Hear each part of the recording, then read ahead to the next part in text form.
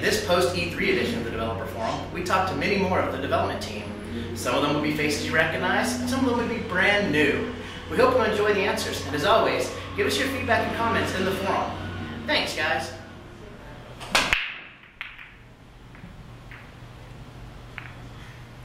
Oh, that felt great.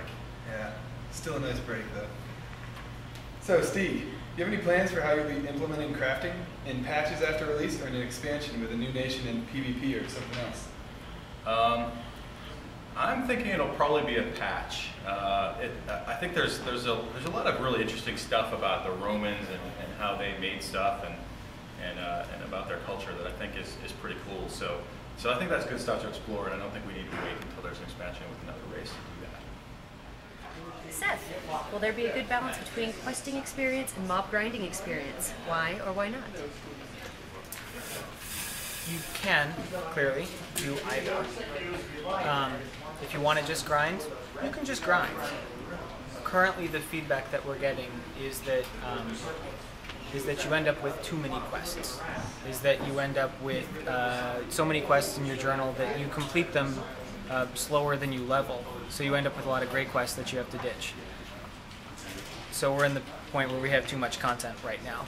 So that leaves you with either option. You can either quest all the way to level cap and never have to grind. Guarantee that one because we've got too many quests.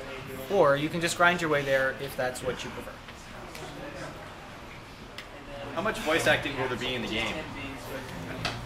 So currently we have 12 gods in the game, so as you complete quests that are related to your gods, you're going to have little moments where you'll be interacting with your god or a representative of your god. We've recorded audio for all these interactions, so throughout the game, when you complete a quest for your god, you'll get a little moment with him and get some dialogue. Will some bosses give monologues before we kill them? Well, the bosses that you'll be fighting, they do make some noise, but they won't be talking to you too much because they're not very friendly with you. So when you kill them, you'll hear some audio, but you may hear some screeching noises and things like that, but it's not anything you'll be able to understand. What about quests? Will those be voice acted or text only? What about the epic and storyline content? Well, that stuff all relates to doing quests for your gods, and that kind of goes back to the first question where you'll complete a quest and you'll have a moment with your god, and your god will speak to you. And some of it is a little bit longer than other things. Some of it's just a quick, hey, good job. Other things a little bit more in depth and a little bit longer. What are the differences between player characters and minions? So the difference between player characters and minions, specifically relating to feats, are that while they can both do the general category, the same thing, so minion healers can obviously heal and priests can obviously heal, where you'll find the real differences are player characters will have more powerful versions of those spells and also unique spells related to those that minions can have. For instance, a priest may be able to cast a spell on a player that heals a little bit and then does a heal over time all in one spell, whereas a minion would only be able to do one or the other. So we expect player characters to be less powerful than their player counterparts, but in what ways is this being done? So again, it's really kind of comes down to the actual, so there's these general categories of feats and spells, and it really comes down to what makes player characters more valuable than minions in the sense of, we don't want minions replacing players.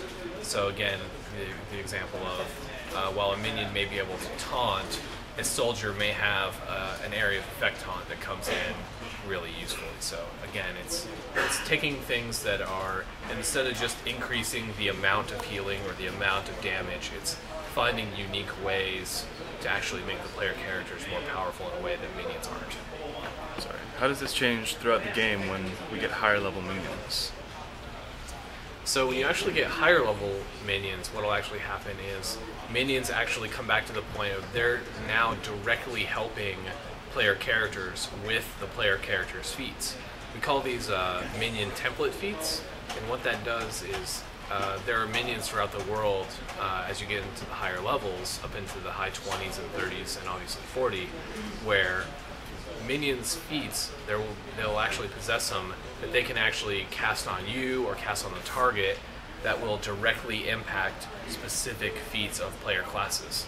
So for example, there's a minion that does a debuff on a target that will actually allow a gladiator to do 15% more bleed damage from their specific feats while that debuff is active. And we have those for all kinds of different builds for all the different classes and everything. So when you actually get higher level, minions actually start directly impacting your build as a player character.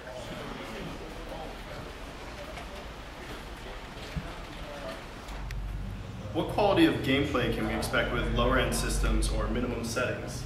We're pretty pleased to report that on anything above an ATI X800 or an NVIDIA 6600, which is what our target is, the game performs really admirably. Now granted, the higher the video card you get in there, the better it's going to perform. But even if you're using a card that's a little bit lower than that, you're not going to see too big a performance hit. Now granted, if you're using something less than, let's say, a Pentium 1 gig, you're going to start running into problems.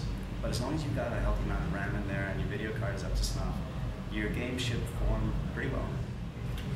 What are the specs of some of the mid or low range systems you've been testing on? We've been trying to keep it to a Pentium or an AMD processor above 1.6 gigs. And we've been keeping with the mid to high range video cards. Like I said before, the X800 is our lowest range on the ATI. We go up through the 800 series, all the way to the 1300 series, and we plan on supporting whatever comes out next gen. On the NVIDIA range, like I said, the 6600 is pretty much our lowest mark of where we want the game to run perfectly. And then above that, pretty much everything has come up all the way up to the 8800. We're hoping the game runs well with Vista and all the Vista compatible video cards. So does that answer your question?